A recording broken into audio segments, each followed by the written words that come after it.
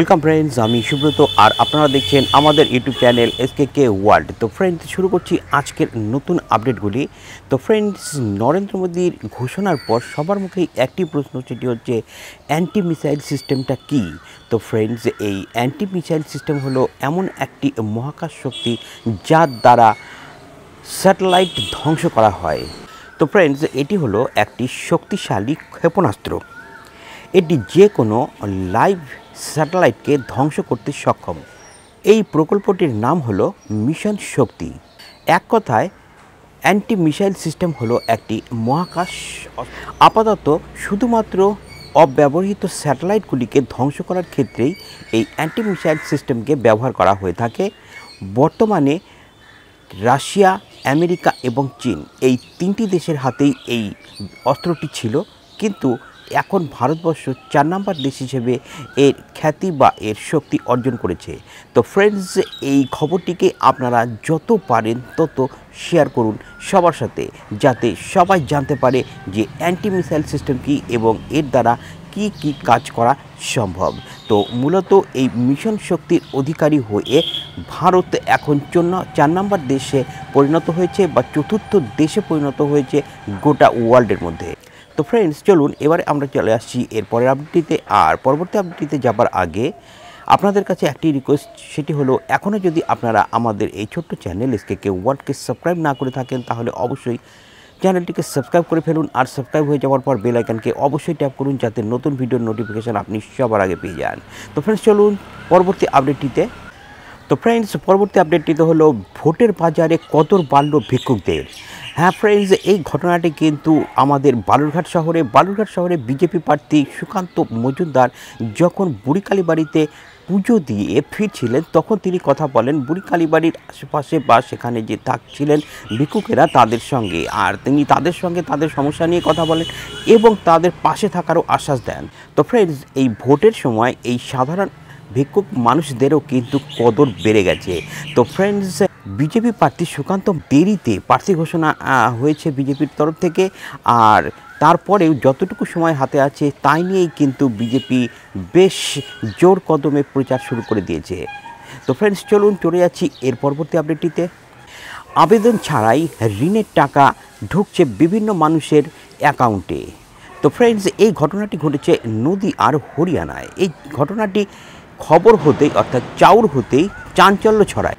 জাগুলির একটি রাষ্ট্রায়ত্ত ব্যাংকে এমন ঘটনা ঘটেছে, সেখানে জিরো ব্যালেন্সের যেসব অ্যাকাউন্ট রয়েছে সেখানে ঢুকছে 1000, 2000 এবং 10,000 টাকা। আর এই নিয়ে শুরু হয়ে গেছে রাজনীতি। তৃণমূল অভিযোগ করেছে যে বিজেপি টাকা দিয়ে ভোট কেনার জন্য তাদের অ্যাকাউন্টে টাকা ঢুকিয়ে দিচ্ছে। তো ফ্রেন্ডস, চলে যাচ্ছি এর পরবর্তী আপডেটটিতে। আর পরবর্তী আপডেটটিতে যাবার আগে আপনাদের কাছে একটি রিকোয়েস্ট, সেটি হচ্ছে আপনারা ভিডিওটিকে অবশ্যই লাইক করবেন আর শেয়ার করবেন, যাতে এই ধরনের নতুন আপডেটগুলি সম্পর্কে প্রত্যেকেই জানতে পারি। তো ফ্রেন্ডস, পরবর্তী আপডেটটি হলো লোকসভা নির্বাচনের আগে বড় পর্দায় আরও একটি কালো অধ্যায় উঠে আসবে কংগ্রেস আমলের। দ্বিতীয় প্রধানমন্ত্রী লাল বাহাদুর শাস্ত্রীর মৃত্যু নিয়ে রয়ে গেছে বহু রহস্য। সেই রহস্যটি জট খুলতে পরিচালক শ্রী বিবেক রঞ্জন অগ্নিহোত্রী তৈরি করছেন দ্য তাশকন ফাইল। অভিনয় করেছেন মিঠুন চক্রবর্তী, নাসিরুদ্দিন শাহ, পঙ্কজ ত্রিপাঠী। আগামী 12ই এপ্রিল বড় পর্দায় মুক্তি পেতে চলেছে দ্য তাশকন ফাইল।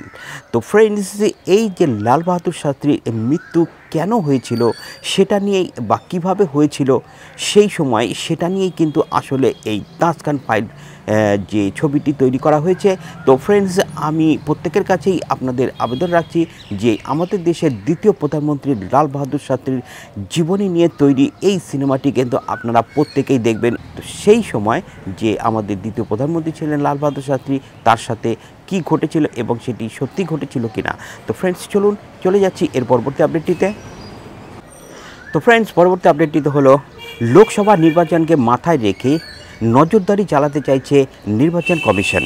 তার জন্য তারা 4 জন নোডাল অফিসারকে নিয়োগ করেছে। আর এই নোডাল অফিসারদের কাজ হলো তারা ফেসবুক, হোয়াটসঅ্যাপ, ইনস্টাগ্রাম এই ধরনের যে সোশ্যাল নেটওয়ার্কগুলি রয়েছে সেখানে কোনো অপপ্রচার হচ্ছে কিনা সেই দিকে নজর রাখা। আর যদি এই ধরনের কোনো অপপ্রচার বা আপত্তিকরজনক কোনো পোস্ট তারা দেখেন, তাহলে তারা সঙ্গে সঙ্গে রিকোয়েস্ট করবেন এই ফেসবুক হোয়াটসঅ্যাপ বা ইনস্টাগ্রাম বা টুইটার এই ধরনের সোশ্যাল মিডিয়াকে সেই মেসেজটির সাথে সাথে ডিলিট করে দেওয়ার জন্য।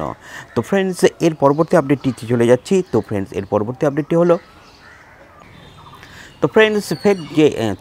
পরবর্তী আপডেটটা হলো জিও নিয়ে এসেছে ফের ধামাকা অফার। তো ফ্রেন্ডস, জিওর ধামাকা অফারটি হলো এখন থেকে আপনি যদি Xiaomiর একটি ফোন যার নাম দেওয়া হয়েছে রেডমি গো, এই রেডমি গো ফোনটি কেনেন 4,500 টাকা দিয়ে, তাহলে কিন্তু আপনি পেয়ে যাবেন সাথে সাথে 100 জিবি ডেটা এবং 2,200 টাকার ক্যাশব্যাক অফার। এছাড়াও জিও আরও একটি অফার লঞ্চ করেছে যাকে বলা হচ্ছে জিও অফার, জিও প্লে। তো যখনই IPL ক্রিকেট খেলা হবে তখনই কিন্তু আপনি এই গেমটি খেলতে পারবেন, সাথে সাথে আপনিও পেয়ে যাবেন বেশ কিছু ক্যাশ এবং সেই ট্যাগ এবং ডেটার অফার। তো ফ্রেন্ডস, জিও বরাবরই বিভিন্ন রকমের ধামাকা অফার নিয়ে থাকে, সেই জন্য জিওর প্রতি নজর দেওয়াও প্রত্যেকেরই উচিত। আর জিওর এই ধরনের অফারগুলি যদি আপনারা টেক ওভার করতে পারেন, যদি নিতে চান, তাহলে কিন্তু অবশ্যই এই জিওর নিউজগুলিতে আপনাকে নজর রাখতেই হবে। তো ফ্রেন্ডস, চলে যাচ্ছি পরবর্তী আপডেটটিতে। আর পরবর্তী আপডেটটি হলো ফিরে এলো টাইটানিকের স্মৃতি। টাইটানিকের যে মহা বিপর্যয়, সেই স্মৃতি কিন্তু ফিরে এলো। তো ফ্রেন্ডস, নরওয়ের সমুদ্রে দ্য ভিকিংস ক্রাইম প্রমোদ জাহাজটি 1,373 জন যাত্রী নিয়ে রওনা দেয়। স্ট্রমা থেকে সানচাইজি যাচ্ছিল এই জাহাজটি।